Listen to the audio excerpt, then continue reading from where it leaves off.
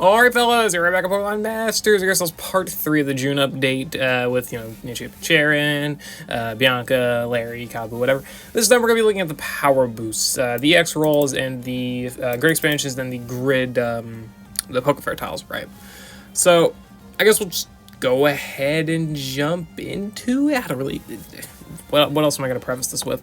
So, Signature Karina, she got support. I didn't even read that, or I guess register that last time. Where is Karina? There she is. EX, support EX roll. Okay, those are some respectable stats. And she steals stats. Shifty Striker. I don't know, I haven't looked up how good she is in the Gauntlet, but, I mean, the support EX roll could just be good for that, for the extra, bulk and whatnot. Outside of that, though, I don't think the X roll is that crazy, right? Like, if you're trying to use her in most content, it's just gonna be a good buff, right? I mean, you're getting a supporting X roll on top of her nuke, right? That's nice and whatnot, but just in general, I don't think that's super crazy, or a massive buff to her specifically. But hey, I mean, for Karina fans, it's good, and it probably makes her more capable in the Gauntlet with the extra bulk stats, so that is something. Signature Solana gets Sprint, because they love giving strikers Sprint. They love that Sprint-Strike combination for whatever reason. It does help her offensive stats, so her relatively low offensive stats do get helped a little bit, so that's nice. -1 Sync Countdown. Does she even have anything related to Sync Countdown? I mean, she's got Adrenaline 1, Trainer Propulsion 1, or Propulsion 9, rather. Outside of that, I don't see anything else really related to Sync Countdown. Yeah. It's fine. I mean, you're gonna use her Sync move, you're gonna get AoE damage and whatnot, you're gonna get Psychic Terrain on top of it, and then you're gonna get, -3 on the Sync Countdown. Not too shabby, I guess.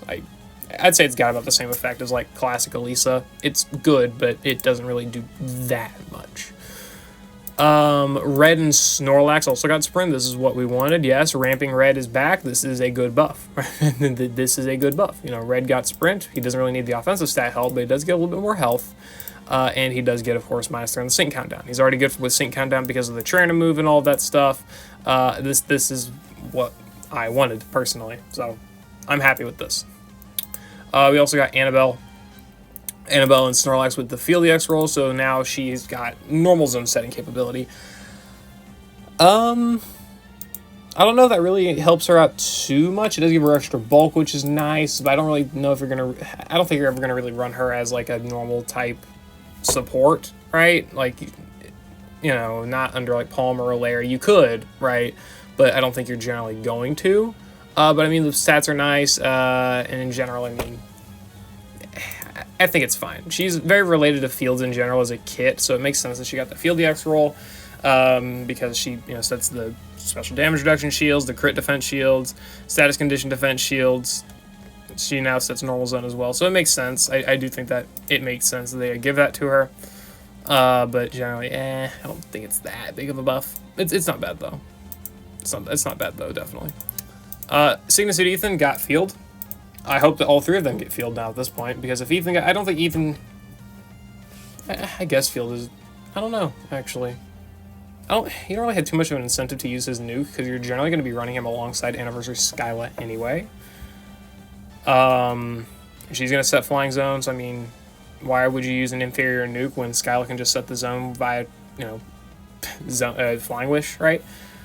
I don't know. I don't see much big usage in Field on Ethan, but maybe it's good. It could be good without Skyla, right? But you also do have to sync with Ethan, which he's actually got a pretty bad nuke. So, actually no, it's not bad. He's got brain power. I forgot about that.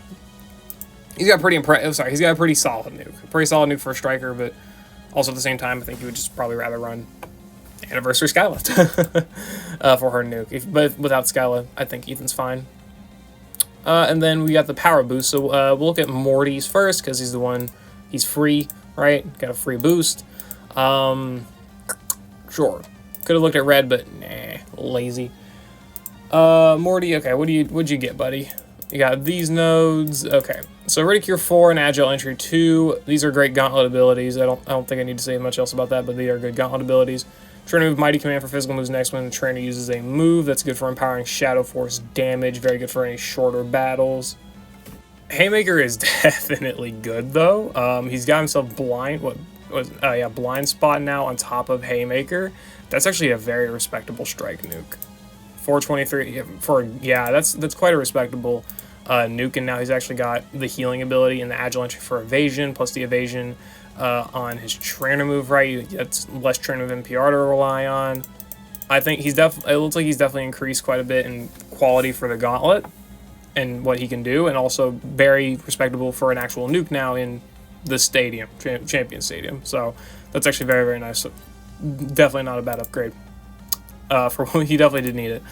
Shadow Ball damage is not being increased, but I mean, really I don't care that much. I like the burst damage that they're kind of trying to go for with Phantom Force, and also the nuke empowerment.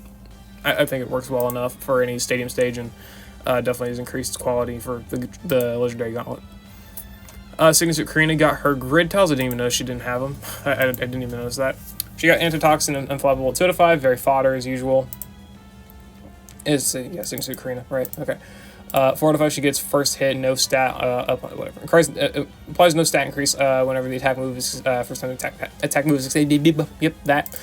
Sure, that's definitely not bad, because you do want to have no stats raised for the full nuke activation. She does also get Shifty Striker 9, increasing evasion when attacking. So again, does help out her Gauntlet prowess on top of her support EX roll now.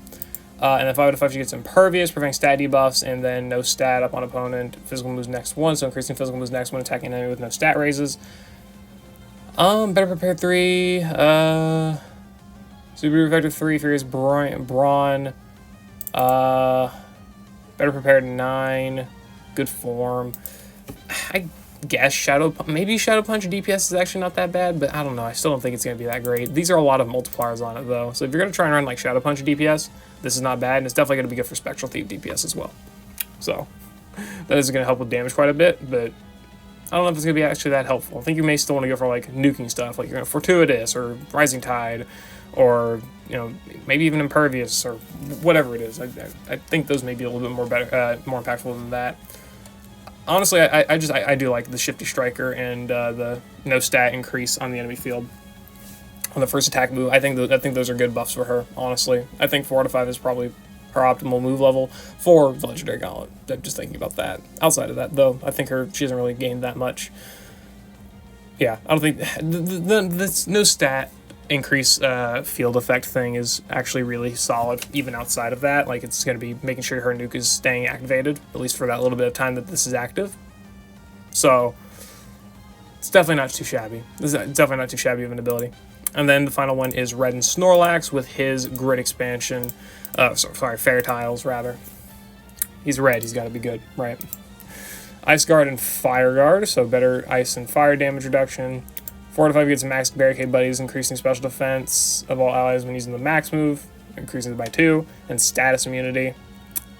5 to 5 gets Trainer Move Mighty Friend, and then Danger Damage Guard. So it gets Damage Guard when dropping to below half, and then Mighty Friend, increasing physical moves next of an ally when using the Trainer Move. So not only is he very good at Sync Acceleration again now, especially on top of already what he could do, he's now also applying a lot of good physical enhancement for the damage with Mighty Friend. That could be very nice for a lot of other ramping setups, especially if you can pair him up with someone like Ray or whatever, who could really use those physical moves next stacks, especially in burst damage with like his buddy move and whatnot. I do think that stuff works very well in conjunction. The ramping plus the physical moves next stacking. The same thing with like Neo Champion Silver or Paolo. Less so Paolo, more so like Silver, right? I do think it's better for that. Danger Damage Guard's good for a little bit of extra stay aliveness, especially if timed properly. Status immunity preventing status conditions is nice for the Gauntlet, and then Barricade Buddies. Isn't that really? I mean, it's fine. I'd say it's fine. It's fine. Not great, but it's fine. But the Mighty Friend 9's good though. Definitely like that for better enhancement of, better supportive ability rather. So yeah, I mean, I don't think it's a crazy grid expansion, but I think it's good. Definitely nothing crazy. I wouldn't say that any of these power boosts are exceptional. I think they're all pretty solid, but I wouldn't say that they're anything super crazy, next level, game breaking, right? Like, it didn't take a unit to, completely new heights. At least in my opinion. I could be wrong. I don't really care if I am or not. But yeah, that's my thoughts about the power boosts. I do enjoy him quite a bit. Morty definitely got a good boost. I do like it. But yeah, that's all I got to say. I'll see you all later. Hope you all enjoyed.